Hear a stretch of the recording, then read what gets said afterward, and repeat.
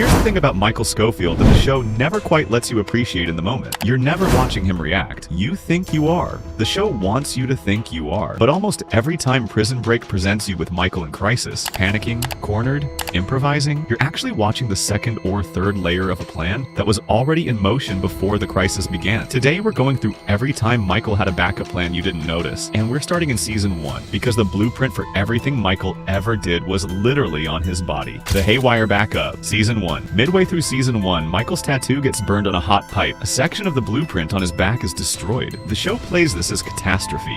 Weeks of planning, irreplaceable information, gone. Then Michael stages a mental breakdown to get transferred to the psych ward, and it looks like desperation. A man scrambling. Here's what was actually happening. Michael had already identified Haywire, a schizophrenic inmate with a photographic memory, long before that burn happened. He had cataloged Haywire as a contingency before the crisis existed. When the tattoo burned, Michael didn't panic and then come up with the psych ward idea. He executed a plan he'd already made for exactly this scenario. He got himself transferred, spent weeks trying to jog Haywire's memory, and eventually forced his fingers down Haywire's throat. Your tattoos. What about them? What are they of? They're just tattoos. To make him vomit the medication suppressing his recall. Haywire redrew the missing section from memory, and then, because one layer is never enough, Michael used Haywire as a decoy to trigger the psych ward alarm, watching calmly from his cell as Haywire set it off. That alarm was a timing test for the escape route.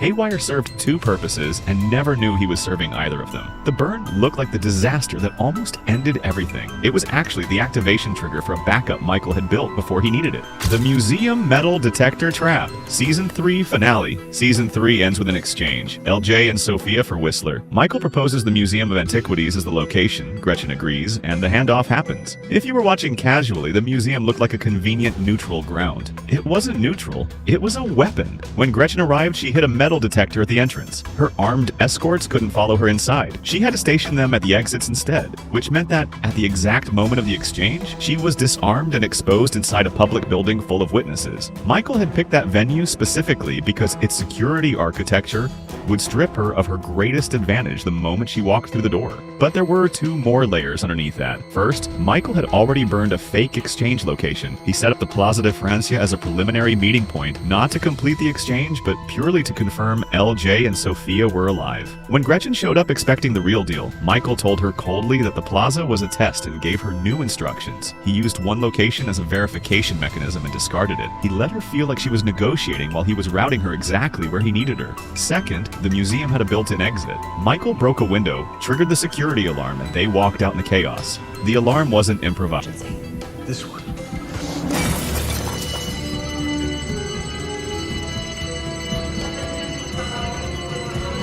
The venue wasn't chosen for neutrality. The entire location was an architecture of control that Gretchen stepped into willingly because she didn't realize she'd lost the negotiation before it started. The Sona Decoys, Season 3 Finale. While we're in the Season 3 finale, let's talk about Teabag, Bellic, and Lechero. Because Michael spent an entire season appearing to manage three dangerous, volatile men. Building grudging alliances, navigating egos, keeping everyone in line just long enough to get out. None of them were ever getting out. The plan was always for Michael's core group to escape while the guards were occupied with another problem. We only have 30 seconds. Go.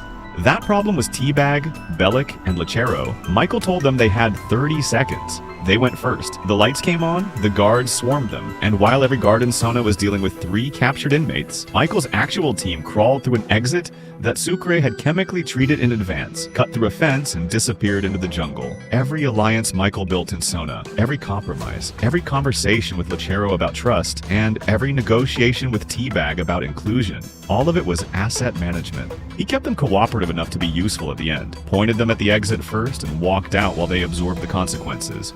The show let the audience believe Michael was genuinely managing difficult allies. He was managing them toward a specific outcome that had nothing to do with their survival. The Wyatt voice recording, Season 4. When the team captures Wyatt in Season 4, the scene is dominated by Mahone. His son is dead.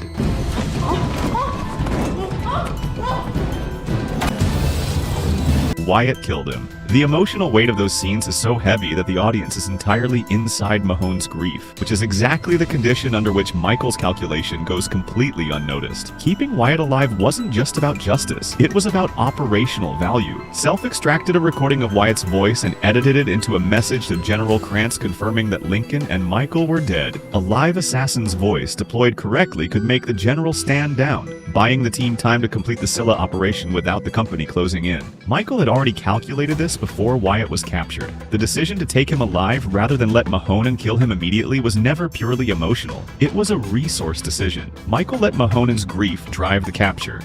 He extracted the value from the situation in the background of someone else's story.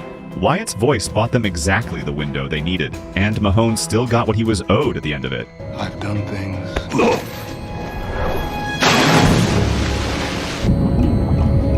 The Face Tattoos, Season 5. When Michael reappeared in Season 5 with new hand tattoos, the audience read them as aesthetic, a visual rebrand for a character returning from the dead. New chapter, new ink. They were a skeleton key. Tattooed on the backs of Michael's hands were the facial features of Jacob Anton Ness, Poseidon, mapped and positioned precisely so that Michael could hold his palms up to a facial recognition scanner and use his own hands to impersonate his enemy's face. Michael had tattooed Poseidon's identity onto his own body, so he could wear it to break into Poseidon's own headquarters. The implication of that is significant. Michael had done this before the confrontation, before Poseidon knew he was being hunted. At some point, Michael had identified his enemy, mapped his features, tattooed them onto himself, and gone back undercover, all without tipping his hand. The entire Season 5 arc of Michael apparently trapped and reacting was, at least in part, a long approach to a door only he could open. The new tattoos looked like a cosmetic choice. They were the end game. The Harlan Gaines murder reframe. Season 5 finale. For most of Season 5, Michael is carrying a murder charge for the death of CIA Deputy Director Harlan Gaines.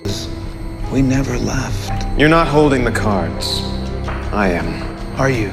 It appears airtight, the kind of charge that doesn't get beaten, the kind that buries you permanently, which is exactly what Poseidon intended it to do. Michael had already figured out how to use it against him. The plan required a painter. Earlier in Season 5, Michael had broken a man known as Blue Hawaii out of prison, introduced casually without apparent significance. Blue Hawaii was a painter. Specifically, he was a painter Michael had recruited for one purpose: to construct a forensically accurate recreation of Harlan Gaines' murder scene, complete with Harlan's blood, planted in Poseidon's own facility. The crime used to frame Michael became the crime that framed Poseidon. With the planted evidence in place and testimony from one of Poseidon's captured associates, Michael was exonerated. His real identity was restored. Jacob Anton Ness went to prison carrying a charge that had been engineered to land on him by the man he'd spent years trying to destroy. Blue Hawaii appeared in one episode before this moment. He seemed like a minor character. He was the mechanism for the entire endgame, recruited and positioned by Michael long before the audience understood what he was there for.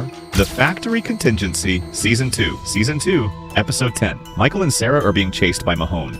They crash into an abandoned factory. The show presents it as pure survival.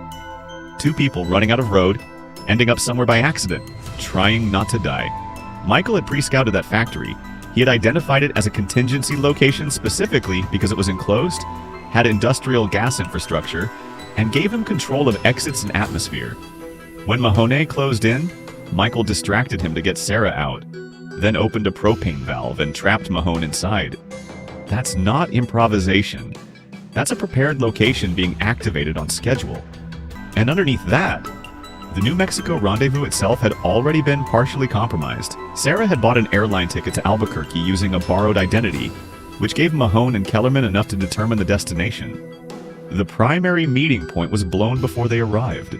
The factory wasn't the plan. It was the contingency for the plan that had already failed. Michael had built a backup for a rendezvous he hadn't lost yet. When he lost it, the backup was already there. Which one would you add to the list? I read you in the comments. Leave a like and subscribe. See you in the next one.